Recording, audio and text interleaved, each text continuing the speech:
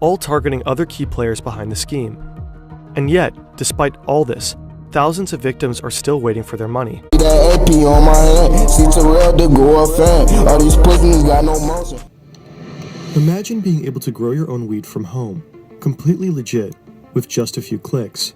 You buy the plants online, and a company cultivates them for you in real greenhouses. When the harvest is sold, you get a cut of the profits. The cannabis market is booming, and the returns are huge, massive even. So you keep investing, possibly spending your entire savings. And then, one day, it's all gone. That's exactly what happened to thousands of clients who invested in a firm called Juicy Fields. And the story behind all this is just wild. A flashy, revolutionary startup sponsoring international cannabis expos.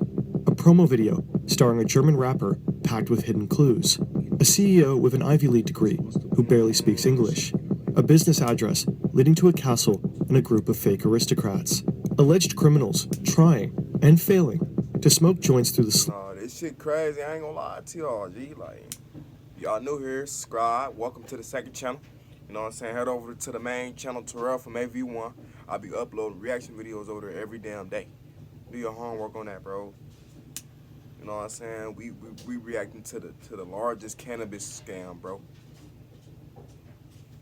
That's what we reacting to today, like. These scammers, bro, I ain't gonna lie to you. They getting creative every damn day. By the day, they getting creative, bro. You know what I'm saying? It's something new. Listen to your boy every damn day, G. And their Guy Fawkes masks, hundreds of millions in losses, investigations all across Europe, and a mysterious mastermind secretly pulling the strings. Money, money, green. Started with a dream. Now we getting rich now, me. Money, money, green. Straight out of Medellin. Known as the motherfucking team. Money, money, Shit. The story of Juicy Fields was originally covered in depth by a brilliant 8-part investigative German podcast called Cannabis Cowboys. We spoke with one of the creators for this video, and also partly based our research on a great YouTube documentary by Die Spur. You'll find both links in the description.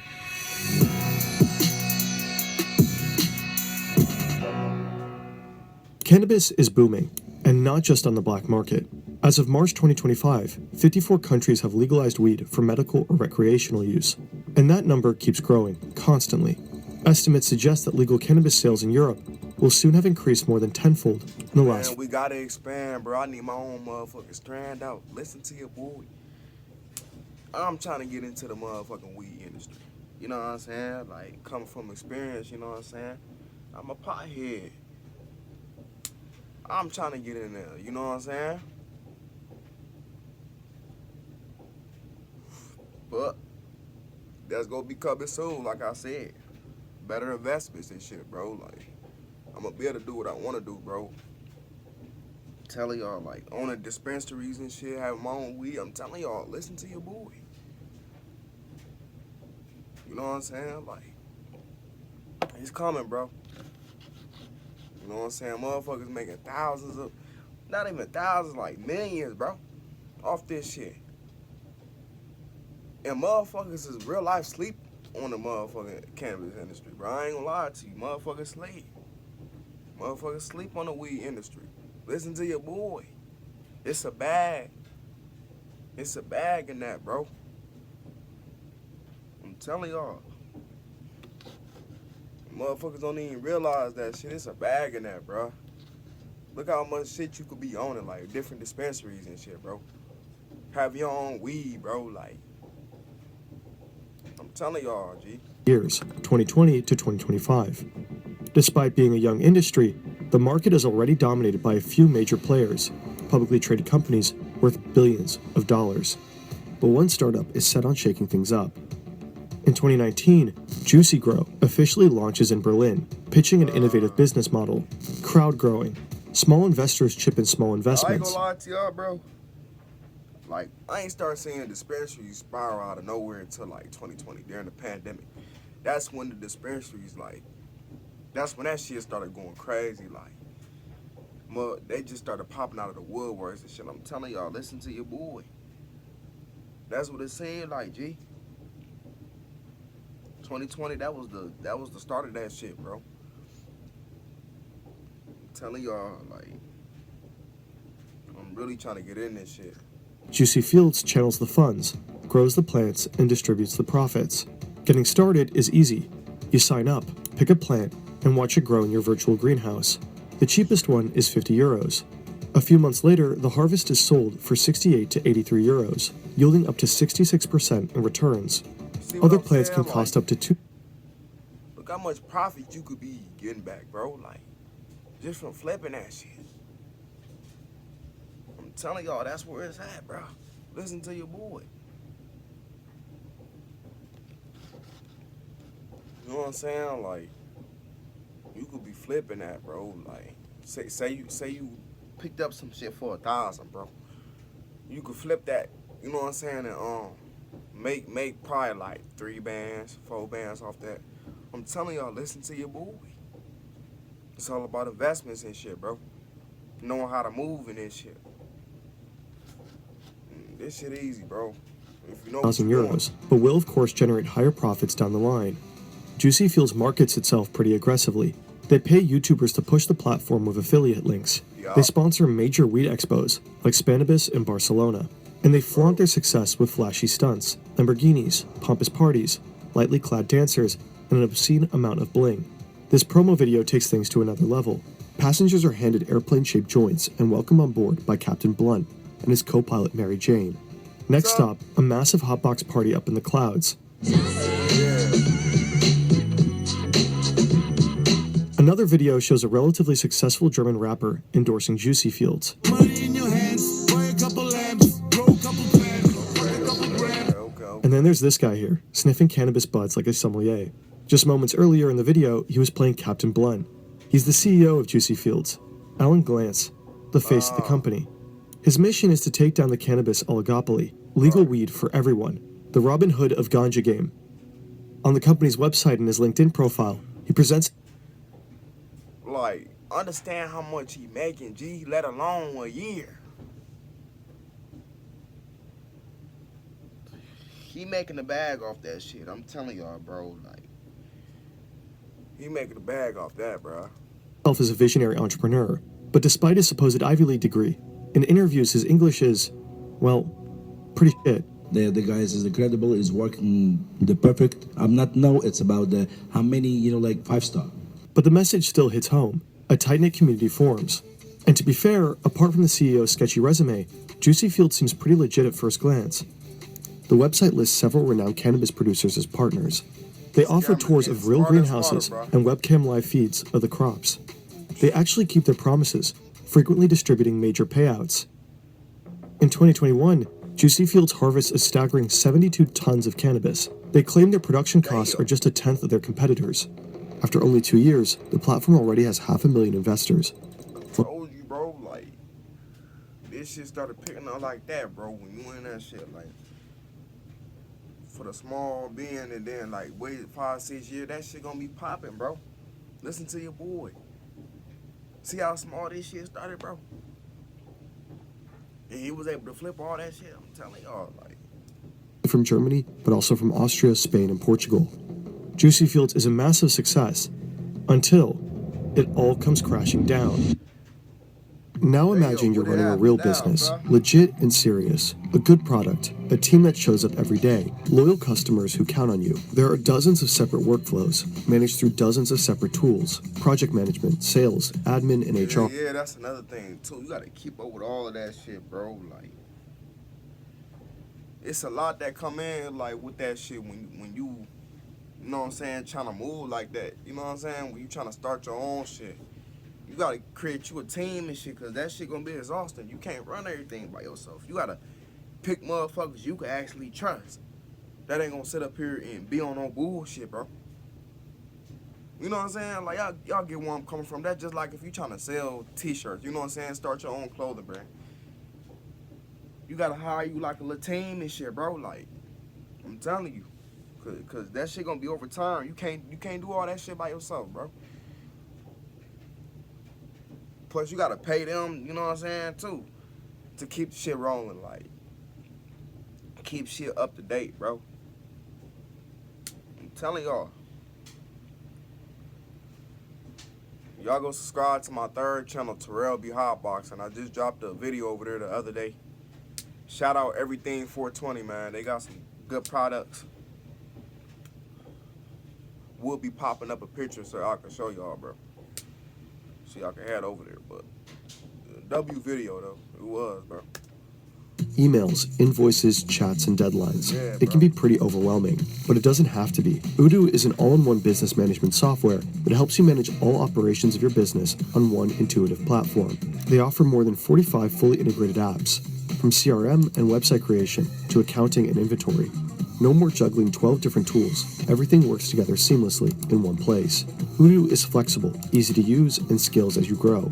Your first app is free for life, with unlimited hosting and support. You can get access to the entire platform for just 19.90 euros per month. Scan this QR code or visit fern.deal/Odoo35 to get started. Whether you're a team of 2 or 200, Odoo helps you stay on top. Now back to Juicy Fields. On June 3rd, 2022, Germany's Financial Regulatory Authority, BaFin, steps in.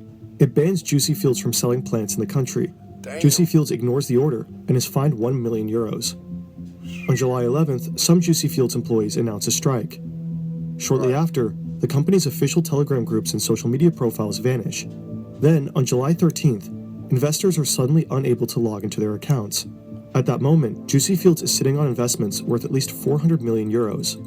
No. Damn, let me get some of that. Like, y'all see what I'm saying? Like, look, all that damn profit. You see what I'm saying? Like, pulling in and shit. And that's from customers, let alone, like, you done built up that trust and everything. And they done direct you to other motherfuckers. And now other motherfuckers and then, et cetera, et cetera. That's how that shit expand. That's how that shit grow, bro. You know what I'm saying? Now it's to where you could, you know what I'm saying, own your own shops in different states and shit, bro. Let alone. Listen to your boy.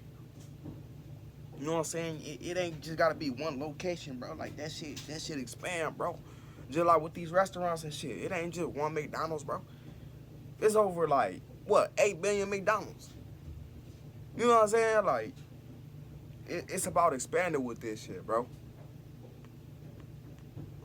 And you be the CEO, you know what I'm saying? You just sit back, nigga, you rich. You rich. Look at the motherfuckers like Mark Zuckerberg, for example. You know what I'm saying? Elon Musk. I'm just throwing out names and shit, bro. Look at all them motherfuckers. Steve Jobs, rest in peace him. Like, look at all them motherfuckers, bro. How you think they started off, bro? Nigga, they started off from one simple ass thing, bro.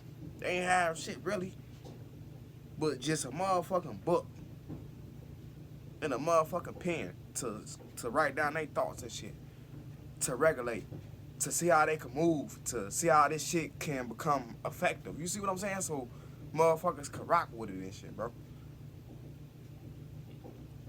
Listen to your boy, but it's like then the lines and shit, when you do get in there, it's like you gotta fail and shit for it to become better. Like, you know what I'm saying? Like, it ain't gonna be good the first time, bro. Like I said, I named off all them motherfuckers. Like, they ain't get there overnight, bro. They didn't have to fail and shit to become successful. I'm keeping it main with y'all. Listen to your boy. Knows what will happen with all that money. You know what I'm saying? The CEO has been fired just before the fallout. Damn, he drops a bruh. series of shirtless video messages swearing he's innocent. I'm innocent. I'll never take your money, okay, in my sight. Glantz insists he wasn't really involved in the business. He says the real masterminds were shadowy figures he only met a couple of times in person. Many employees claim to be just as clueless. Some speak of mysterious backers they never saw face to face. Meanwhile, thousands of investors keep trying to log into their you Juicy. gotta worry about too, like, you gotta worry out for all them fucking plays and shit. You gotta worry about all that shit, bro. Like, accounts. To no avail. At this point, you might think you know what this is. A classic scam. The promised returns were just too good to be true. Tough luck. Too many red flags in the first place. But assume no further. This is just the beginning. Do you know what's really fun? Making a website on Wix. Hey, we're Harry.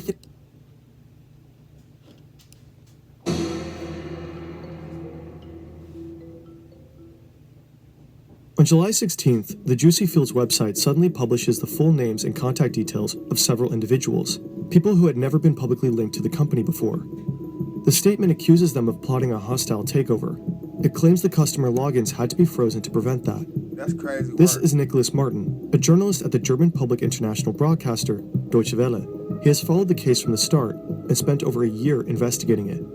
He explains that Juicy Fields split into two fractions: the old Juicy Fields, made up of the platform's original founders, and the new Juicy Fields, a group of individuals based in Germany. These new people are all connected to Juicy Fields AG, a PLC registered in Switzerland, so they seem to have some actual ties to the platform. Their official address is a castle, and many of them boast long and complicated noble titles: counts, dukes, and princes. But according to Martin's research, these people are only fake aristocrats. Their titles are not real. Oh, that's crazy. The old Juicy Fields operators zero in on a wannabe nobleman in particular. They claim he stole all the funds and disappeared, hinting that he's hiding out in the Bahamas to evade taxes. They tell him to stop acting nasty, and that they're getting irritated by his actions, especially their guys in black hoods. Leaked documents suggest that Juicy Fields' main bank account was opened by one of those fake aristocrats. If this were true, the new guys from Switzerland would have had direct access to all the money and could run off with it. At this they point, could just get that shit anytime. Like, come on, bruh. Nigga, it's theirs. Keep it a million with you. it really does look like Juicy Fields was undermined by a criminal gang of fake German noblemen. But the presumed aristocrats That's fight crazy back. work, though. They claim they never had access to the main bank account, saying it was set up with a fake passport and a fake signature. To prove their point, they leak internal documents allegedly exposing the real masterminds behind Juicy Fields, the people running the website and the company itself. According to these documents, 4 Russian-born men are listed as the official owners of the German Juicy Grow GmbH. The leak even includes passport copies for 3 of them. The company's actual CEO appears to be a man named Victor Bittner, a Russian-born German who has stayed completely out of the spotlight until now. But the main shareholder and the true mastermind behind all of it is supposed to be a Russian named Paul Bergholz. It also turns out that Juicy Fields wasn't just operating through 1 or 2 companies. The companies in Germany, GmbH Ltd, and Switzerland, That's AG crazy plc, work. appear to be linked to at least 6 other European firms. Dang. The company's legal imprint starts to get edited on an almost daily basis, and nobody knows by whom. Then, a newly appointed CEO from South Africa speaks up. Again, there's no way to prove this guy is who he claims he is. Right. In November 2022, Juicy Fields appears to have summoned a so-called anti-crisis committee. All attendees are hiding behind V for vendetta masks. They keep blaming the new Juicy Fields, and even dangle the hopes of recovering lost investments. But the whole thing feels surreal. One of the 6 masked figures Hell nah, bro. Like, see, that's the thing you gotta worry about when you in that industry, bro. Like, man, that shit evil, bro. Like, that shit wicked, bro. Like, but motherfuckers will take you out, all types of shit, bro. Keep it a million with y'all. Listen to your boy. smoke a joint through the slit in his mask, and fails spectacularly. It's total and utter chaos. There's countless leaks and docs flying around.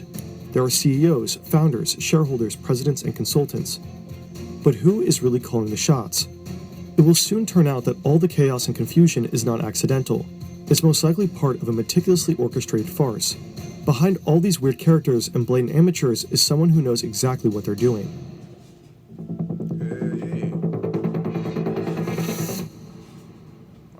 That's why I October 2021, 9 months before the login freeze. Victor Bittner sits alone in Berlin. On paper, he is the CEO of the German branch Juicy Grow, but he's not the one calling the shots. The real power lies with a small group operating out of St. Petersburg. Bittner is little more than a frontman, a puppet CEO, facilitating access to the German market. He is also the one who set up the German bank accounts that are now full to the brim with millions of investments. But the world is in lockdown, and traveling is nearly impossible.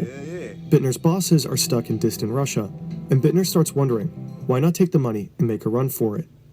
He seizes the moment and hogs 1.5 million euros for himself, but it doesn't go unnoticed. Damn. The puppeteers in Russia order their in-house fixer to fix the situation. Bittner is marked for liquidation, but the fixer refuses, opts out, and walks away. Damn. About a year later, he blows the whistle. Using the alias Anders, he reaches out to a Swedish lawyer who represents people affected by the Juicy Field scam, Lars Olofsson. the whistleblower Anders said that I don't want to be a part of this. Yes, I could scam people. I'm a criminal. Yes, but I don't want to be involved in killing people. Nicholas Martin and the creators of the Despair documentary have spoken to Anders as well. We can't independently verify his claims, but Despair was able to prove that he was in fact part of a criminal network in St. Petersburg. Anders says Juicy Fields wasn't just a massive scam, but a perfectly orchestrated puppet show, with a brilliant mastermind pulling the strings on a whole cast of disposable puppets. That shit crazy though. The most visible of them was Alan Glantz. Anders confirms that he never was some business genius with a degree from an elite university. Thank you guys for understanding. He appears to have been a taxi operator in St. Petersburg before his stint at Juicy Fields. His real name isn't Alan, it's Anatoly. They bought him designer suits and a Rolex to make him look the part. The entire Juicy Fields success story was carefully staged. The 72-ton harvest, the 500... That's crazy work, bro. Like, that's crazy work, G. Like, you know what I'm saying? You spending all your money, you doing this and that and the third, just to find out that it's some bullshit, bro. Just to find out. Like, that's just too much, bro. Like, 1,000 investors completely made up. Most of the big-name partners had no idea they were being featured on the website. The Lamborghinis were rentals. The tours took people to random cannabis plantations with zero connections to Juicy Fields. And the profits from those crops, the sales never actually happened. There was no revenue stream whatsoever to pay out those returns. The truth is that Juicy Fields was never even allowed to sell cannabis-derived financial products. The Berlin Trade Register officially listed the company as a gardening supply business. Everything points to a classic Ponzi scheme. right. New investors kept pumping in new cash, and the old investors got their payouts from that same pool of money. Of course, the whole system only works as long as it keeps growing. Yeah. But the masterminds knew it wouldn't last forever. According to Anders, they had a clever exit strategy, a tangled web of shell companies, a bank account in Cyprus, and a few hand-selected fall guys to take the hit. I'm calling them useful idiots. These are people who are just being paid to be like, seen and the signing papers and Paid so. to sit They, there and be scammed and, you know what I'm saying? Be played and shit like he said, bro. Like, these motherfuckers slow, G. The whole time you think you getting away with this shit and you not, bro. Listen to your boy, like. are not the mastermind. Anders says the entire power struggle was orchestrated too, a big fat red herring to sow confusion and distract people from what was really happening.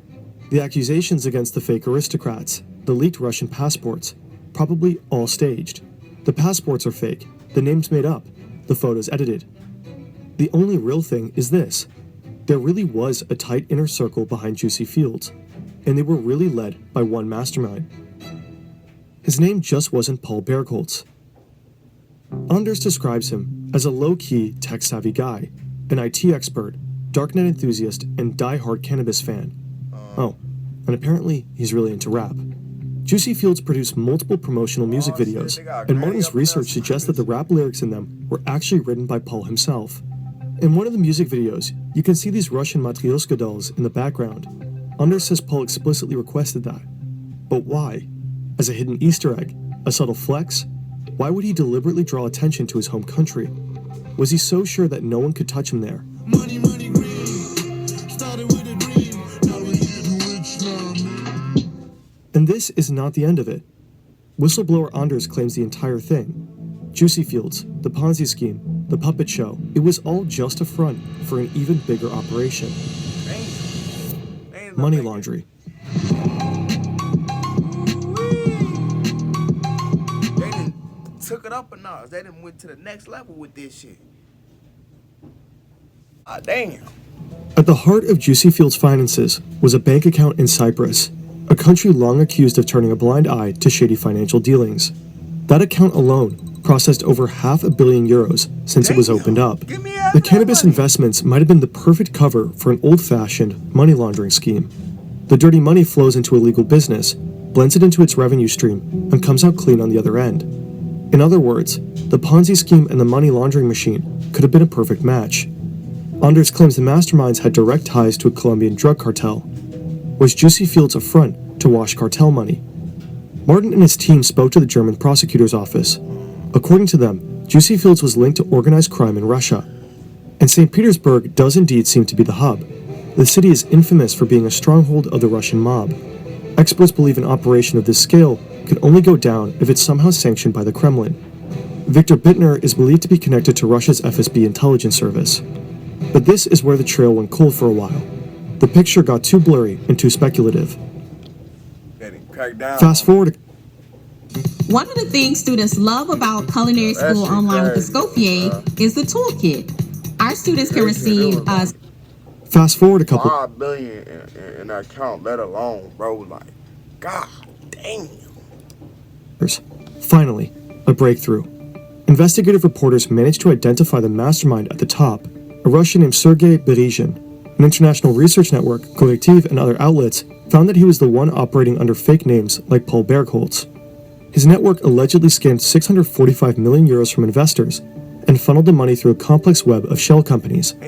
After nearly 2 years on the run, Berezhin was finally arrested in the Dominican Republic and extradited to Spain in August 2024. There, he now faces charges of fraud, money laundering, and running a criminal organization. Berezhin's father was a Russian nuclear scientist with political and military connections. That adds weight to the long-standing suspicions that Juicy Fields may have been a joint operation between the Russian mob and the FSB, designed to funnel Western money into shadowy activities, potentially even the war in Ukraine. Then there's the alleged whistleblower, Anders. Turns out his real name is Igor Kekshin, and he wasn't just some low-level insider. He was directly involved in the Juicy Fields operation. But in a bizarre twist, Kekshin later revoked all of his statements. Apparently someone tried to kill him, twice. In one incident, his car was blown up shortly after he returned to Russia. The suspects were driving a car registered to Berezhin's father. Someone must have wanted him permanently silenced. Meanwhile, Lars Olofsson, the Swedish lawyer who represented Juicy Fields' victims, has come under scrutiny himself. Reports now suggest he may have been playing both sides, working with both the scam's victims and some of its key That is crazy, bro. Like, imagine finding out the lawyer is fucking with the shit. Like, he helping scam y'all, to be exact. And you find this shit out. Like, that's fucked up. So you got the lawyer pretending to help you, but the whole entire time, he's scamming y'all, bro. Basically, that's what I got from him. He's scamming y'all, bro. And then trying to act like he helping the motherfuckers. That's dirty work. That's crazy work right there. I ain't gonna lie to you. That's crazy. Berezhin's network was ultimately dismantled. In April 2024, law enforcement across 11 countries coordinated a massive crackdown. 9 arrests, 38 raids, and over 400 officers deployed, all targeting other key players behind the scheme. And yet, despite all this, thousands of victims are still waiting for their money. That's crazy, The Juicy Fields scandal is a textbook case of how reality and deception can blur in massive financial frauds. You'll never get that money What's back. real? What's fake? Even now, it's hard to say. But one thing is clear. If something sounds too good to be true, it usually is.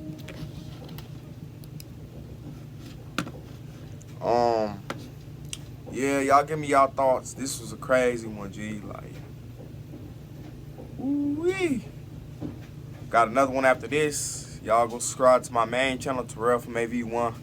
You know what I'm saying? I'll be uploading over there every damn day. I'm taking over with this YouTube shit. Go subscribe to my third channel, Terrell Beyond Boxing. Just uploaded a video over there the other day. Follow my socials, link to the channel.